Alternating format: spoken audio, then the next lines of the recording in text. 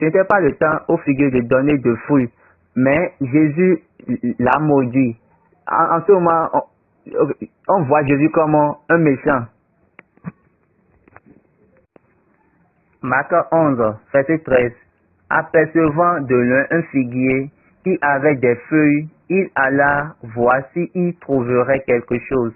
Et s'en étant approché, il ne trouva que des feuilles, car ce n'était pas la saison des figues. Jésus prenant la parole, il lui dit, que jamais personne ne mange de ton fruit. Et ses disciples l'entendirent. Là, Baba dit, waouh, waouh. Il savait ce qu'il voulait. Il savait également pourquoi il est venu vers le figuier. Que jamais ne mange, que personne ne mange de tes fruits. Dès maintenant et pour toujours. Donc, il était venu pour établir la justice et le jugement de Dieu.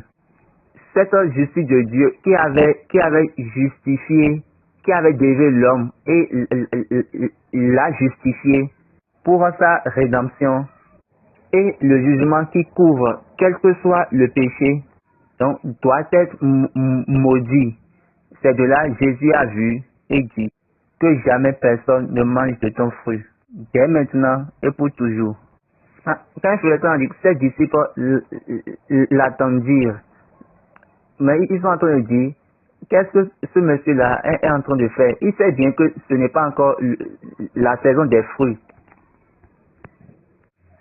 Donc peut-être on peut comprendre, les disciples sont en train de parler, on va comprendre quand le figuier serait dans sa saison de fruits. Donc après ça, il est venu dans le temple. Donc c'est la troisième chose ça. Il doit faire maintenant de jugement. Tout ça là, c'est l'essence de la croix. Pour que sa mort sur la croix soit une vérité. Il a aussi besoin de toucher, d'être en contact avec le temple. N'oubliez pas qu'il était venu dans le temple, mais il n'avait rien fait. Parce qu'il connaissait le jeu. Il est parti d'abord détruire le figuier. Donc il est parti détruire le voile qui couvrait le péché d'Adam. Dans le jardin d'Éden. Il ne faut pas oublier que c'est l'habit de l'agneau qu'on a donné à Adam après le péché. C'était le figuier qu'on avait pris pour voir couvert le péché d'Adam. Donc le voile là, c'est ça que Jésus a détruit maintenant. Et maintenant, il s'est retourné dans le temple. Quand